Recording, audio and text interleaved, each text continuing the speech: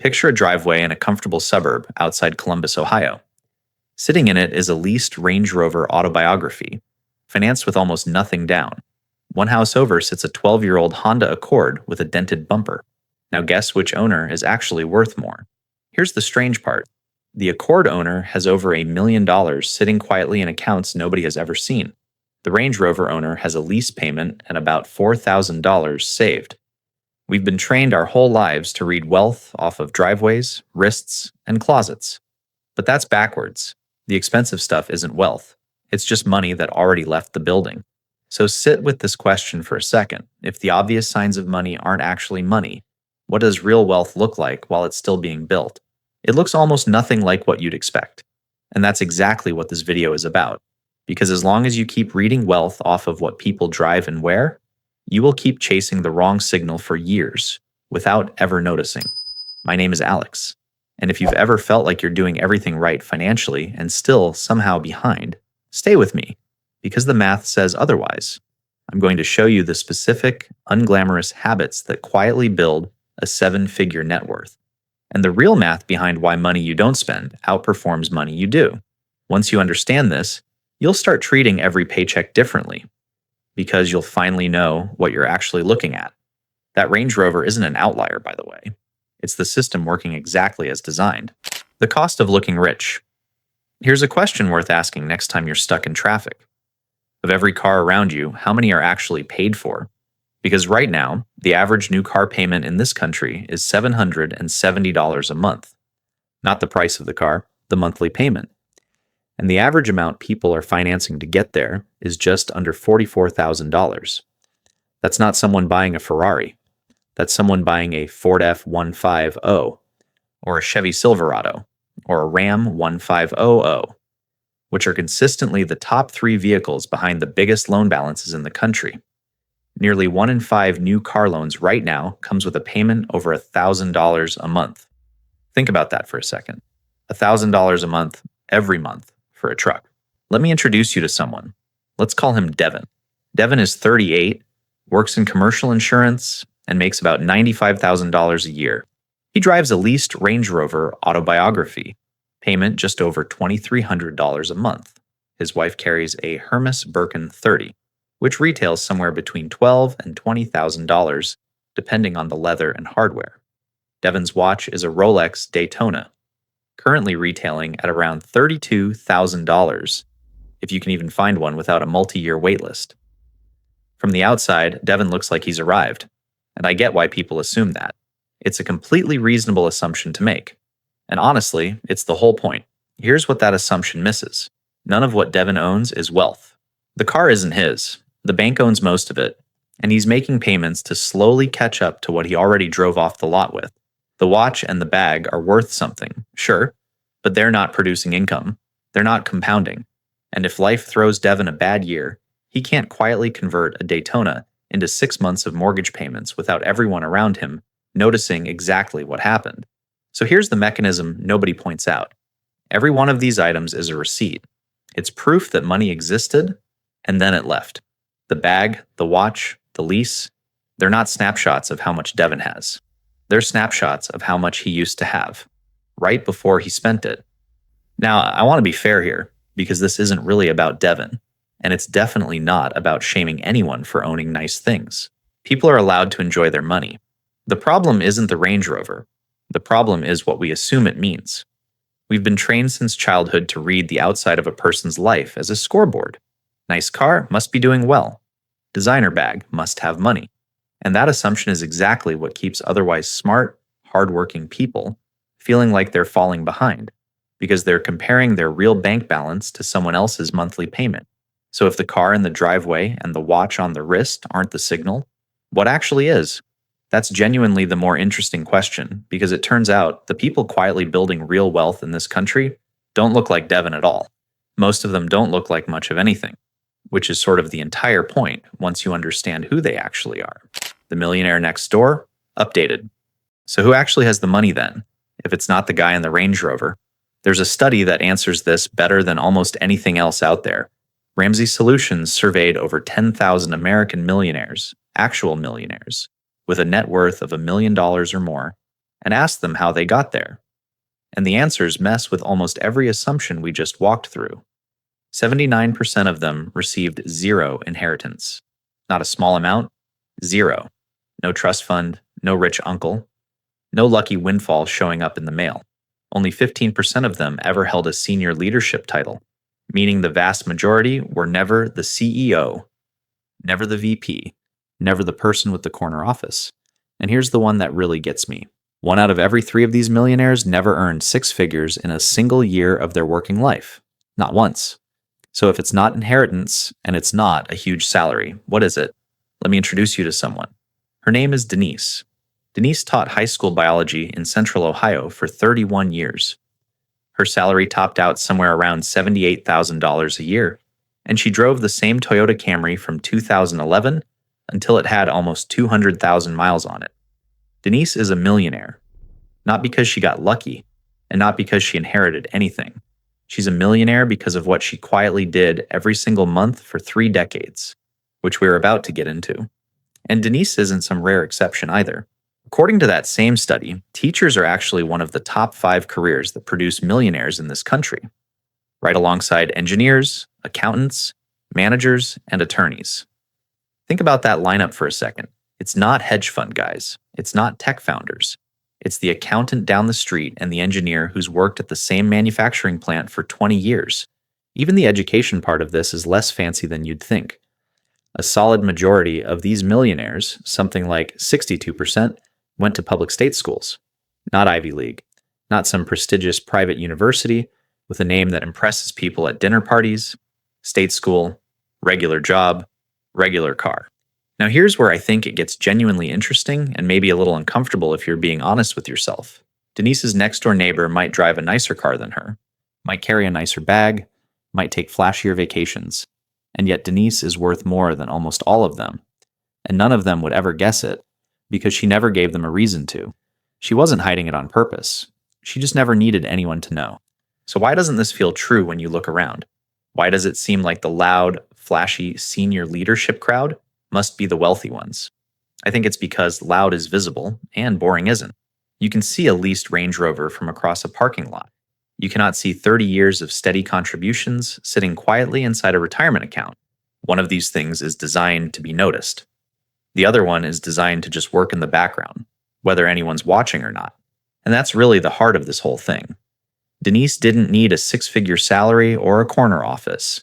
She needed something a lot more boring and a lot more repeatable, something that had almost nothing to do with how much she earned in any given year, and almost everything to do with one habit she never skipped, month after month, for 3 decades straight: the compounding engine. So what was Denise's one habit? Honestly, it's almost embarrassingly simple, and that's exactly why most people skip right past it. Every single month, before she ever saw her paycheck, a chunk of it moved automatically into her retirement account. That's it. That's the habit. No willpower required, no monthly decision to make, no moment where she had to be disciplined. The money just left before she could spend it, the same way rent or a mortgage payment does. And this is actually happening on a much bigger scale than people realize. Among large retirement plans in this country, a record 79% now automatically enroll new employees, up from just 34% back in 2013. In other words, the system itself has started nudging people toward Denise's exact habit, whether they consciously choose it or not. But here's where it gets interesting, and this is the part that actually explains the huge wealth gap we keep circling back to. The average retirement account balance in this country right now sits at around $168,000. Sounds pretty solid, right? But the median, meaning the person standing exactly in the middle of everyone else, sits at just $44,000. That's not a small gap. That's nearly 4 times higher for the average than for the typical person. And the reason is exactly what we've been talking about.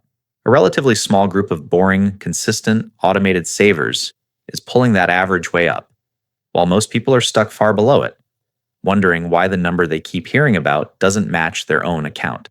Let me bring in someone else here.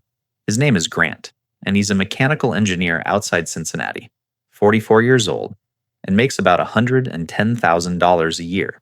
Grant isn't flashy. He's been putting $2,000 a month into a simple, diversified index fund since his late 20s, and he genuinely never looks at it. Let's actually run his numbers, because this is where it stops being a nice idea and starts being real math. $2,000 a month invested at a 7% average annual return for 30 years comes out to $2,440,000. Out of that, Grant only actually put in $720,000 of his own money. The other $1,720,000? That's not from Grant working harder or earning more. That's just time, doing what time does when you don't interrupt it. And I think that last part is the piece people struggle with the most. Not the saving, the doing nothing. Grant's hardest job isn't picking the right fund or timing the market. It's resisting the urge to check his balance every time the news gets scary, or to pull money out for a nicer car, or to chase some hot stock his coworker won't stop talking about. The actual strategy is almost insultingly boring. Automate it, diversify it, and then leave it alone.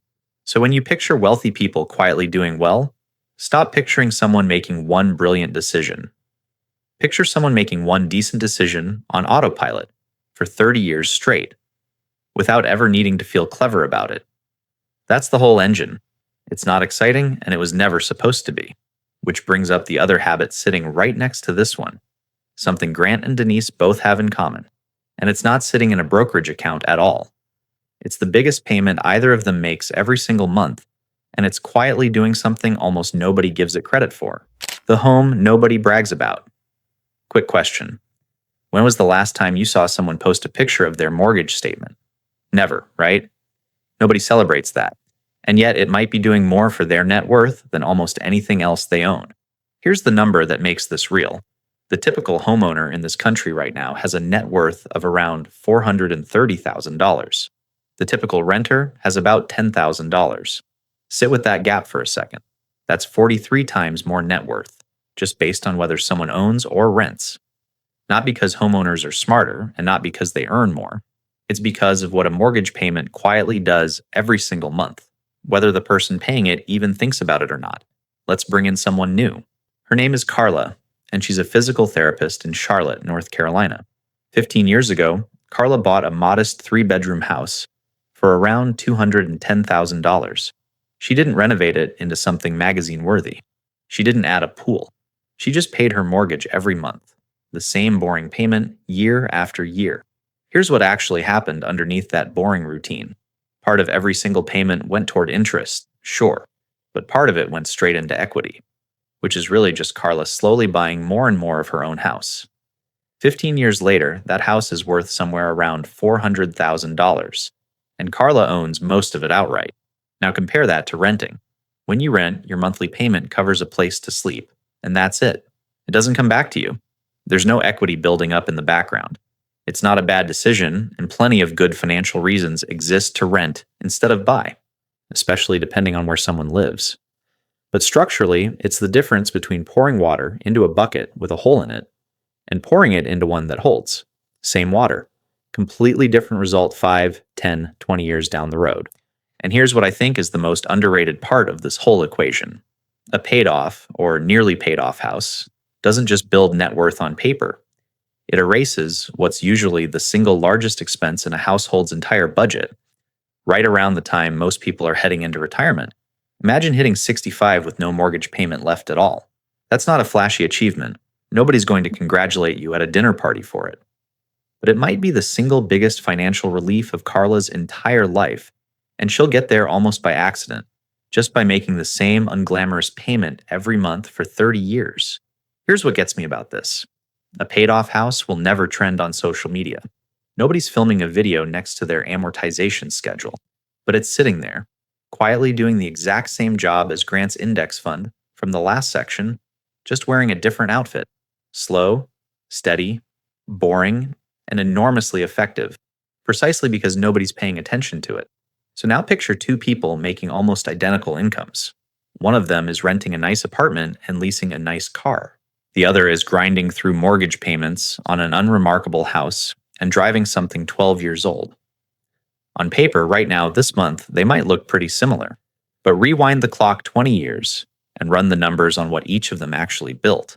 That gap is where this whole story gets personal. The two men from the opening. Remember Devin from a few minutes ago? The one with the leased Range Rover autobiography and the Rolex Daytona?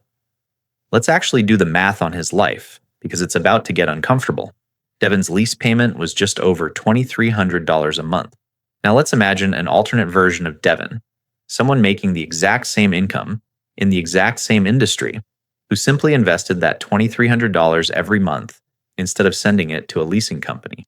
At a 7% average annual return over 20 years, that money grows to about $1,198,000. He would have put in $552,000 of his own money. The rest, nearly $650,000, is just what happens when you stop interrupting your money. Same income, same 20 years, completely different life waiting on the other side. This is really where lifestyle creep sneaks in, and it rarely announces itself. Let me bring in someone else here. His name is Ray, and he runs his own HVAC business outside Phoenix. Ray's income has genuinely grown over the last decade, from about $60,000 a year to almost $140,000. That's a real, well-earned increase. But somewhere along the way, his spending grew right alongside it, almost step for step. The apartment got bigger. The truck got newer and pricier. A watch showed up on his wrist that definitely wasn't there 10 years ago. And here's the part that stings a little. Ray's savings rate, the actual percentage of his income he's setting aside, hasn't moved.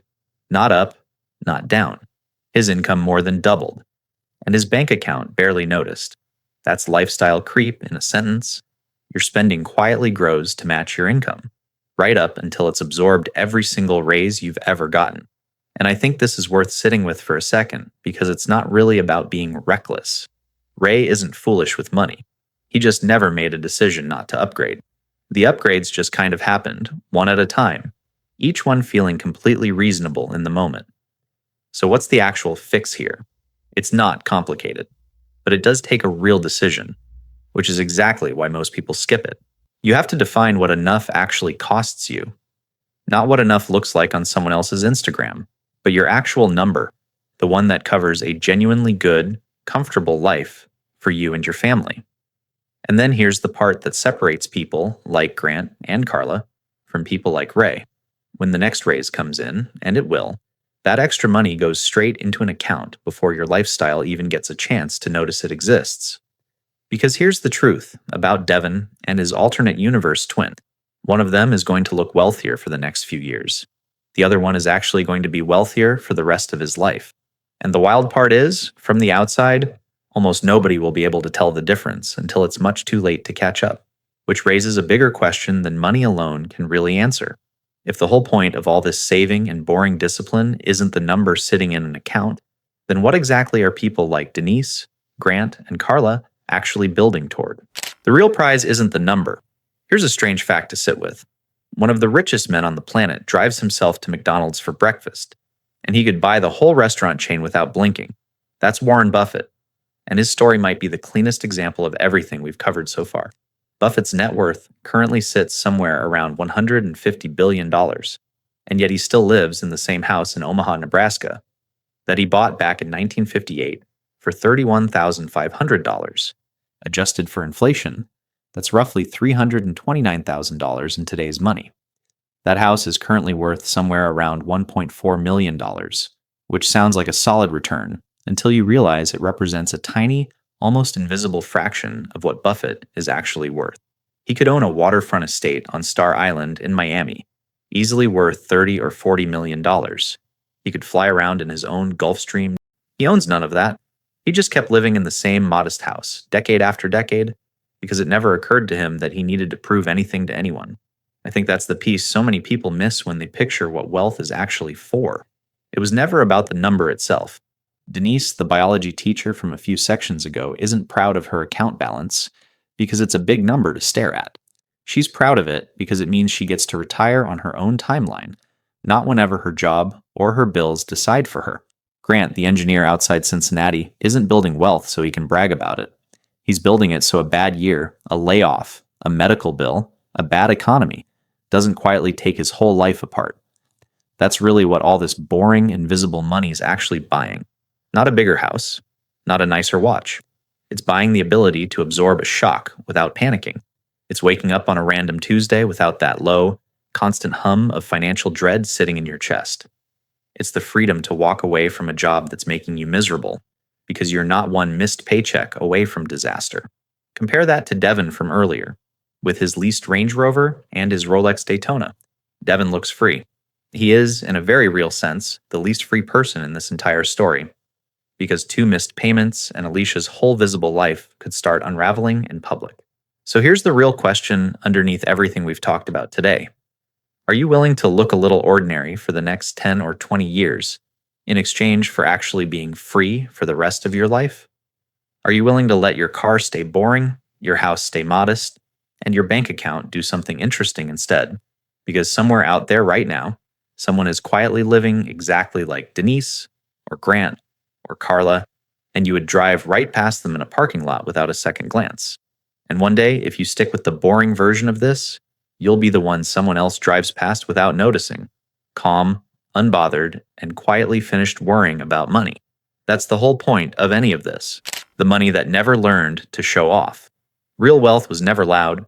It was Denise driving the same Camry for over a decade, Grant never checking his account, Carla making the same mortgage payment for 30 years without a single Instagram post to show for it. None of them were chasing a number.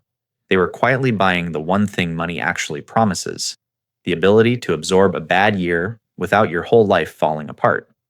So a few things are worth carrying with you. Debt dressed up as style is still debt. Compounding doesn't care how patient you feel, only how consistent you are. A paid-off house is a raise nobody taxes. And lifestyle creep will spend every dollar you don't assign somewhere first. Next time a raise comes in or you're eyeing a new lease, ask yourself which version of this story you're writing, Devin's or Denise's, because the harder question is what happens when the market gets scary and boring. Money is the only kind that doesn't panic. That's worth understanding before it's tested. If this shifted how you see money, stick around. There's more of this worth figuring out together.